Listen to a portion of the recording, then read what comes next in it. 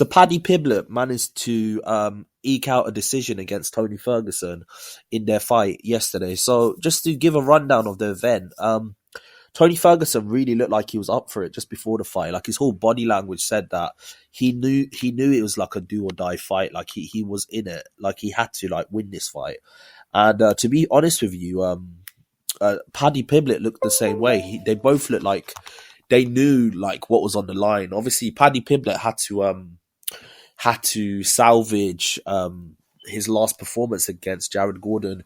He had to do something that looked substantial in the sense that he had to bounce back because the whole MMA community jumped on him and turned their back on him after that performance against Jared Gordon. And obviously, Tony Ferguson, as we know, is on a 6-fight skid. So for both of them, there was in a position when there was in a crossroad fight. For Paddy Pimblett, if he lost to Tony Ferguson, I think his career would have been over. Because as I said before, Tony Ferguson was coming off a six fight skid. So for Paddy Pimblett to lose to Tony Ferguson, it would have been curtains for his career. And obviously for Tony Ferguson to lose 7 fights in a row after he came off his impressive historic 12-fight run where he was beating the likes of RDA, obviously Donald Cerrone, Anthony Pettis, all these good fighters. For him, like it looks like his career might potentially be over at this point. So yeah, just to give a rundown of the fight, the first round, Tony Ferguson came out very game. He looked like he wanted to really put it on him, and he tried to. He literally did try to, but then obviously Paddy Pimblett was landing his shots, and he just looked sharper. And then all of a sudden he managed to get him into half guard, and for the whole round he kept dominating him on the ground. He kept on putting him into a vulnerable position. Towards the end of the round, you could just look at his face, and literally he was bloodied up, like there was blood everywhere, and it just looked horrible. The thing I like about Paddy Pimblett is his leg kicks were quite effective against Tony Ferguson. A few times he landed it. Tony Ferguson looked like he was affected by it. For some reason, Tony Ferguson doesn't seem to check leg kicks. He just takes them. The problem is that he kept taking several, and it looked like it affected his mobility. And then towards the end of the round, it looked like he was in a really hard fight. Then the second round happened, and obviously it was more of the same.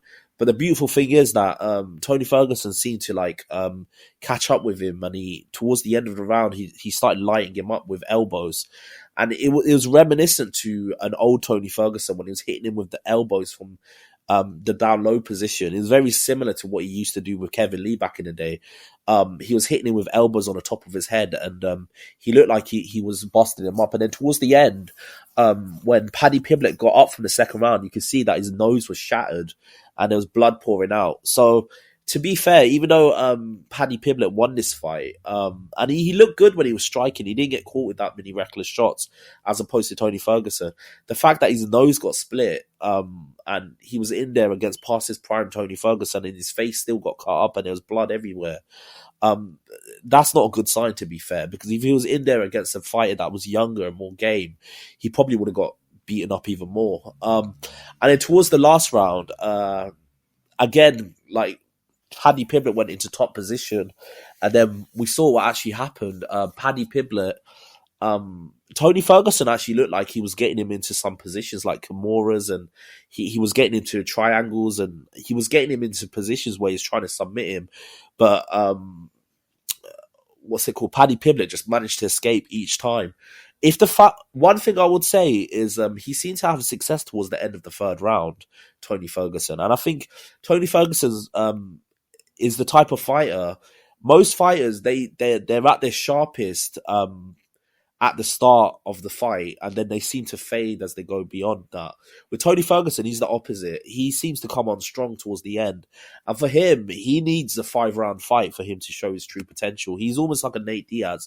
Both of them are similar in the sense that in the first couple of rounds they get outpointed, but towards the end of the fight is when they tend to give their best performances, and they tend to wear their opponents out with attrition and stamina. And one thing I would say, towards the end of the second round, Tony Ferguson looked fresher in there, even though he was the older man, and Paddy Pimblett looked like he was gassing. So from that perspective, if it was a 5-round fight, I think Tony Ferguson would have done better. But with the 3 rounds that they had, obviously Paddy Pimblett won every round, and he did dominate him on the ground, and he did. He was beating him up, and he was clearly winning.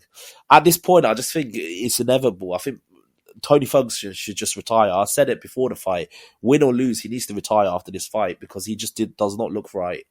And Paddy Pimblett, it was a good comeback from his last performance, which was terrible. And his striking does look like he's improved, and he did manage to show his ground game.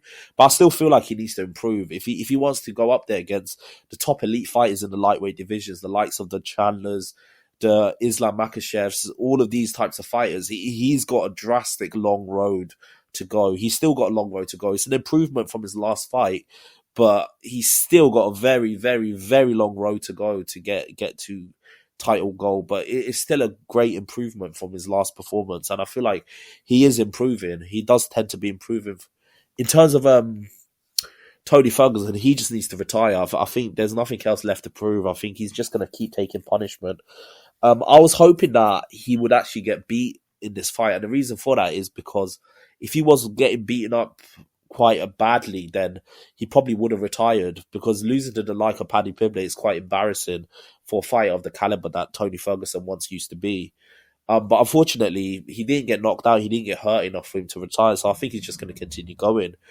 He seems like the type of guy that will never give up. He reminds me of BJ Penn, who he was another legend in the lightweight division. They're just never going to quit.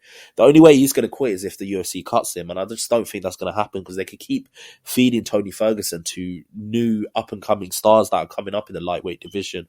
But tell me what you think below. Where do both of these fighters go? I think both of them. I think Tony needs to retire, and Paddy is improving.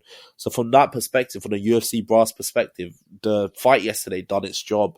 It put Paddy over and it put Tony Ferguson down. But tell me what you think below. What do you think should happen? And like and subscribe to the channel. I've got a lot more content coming your way. Peace.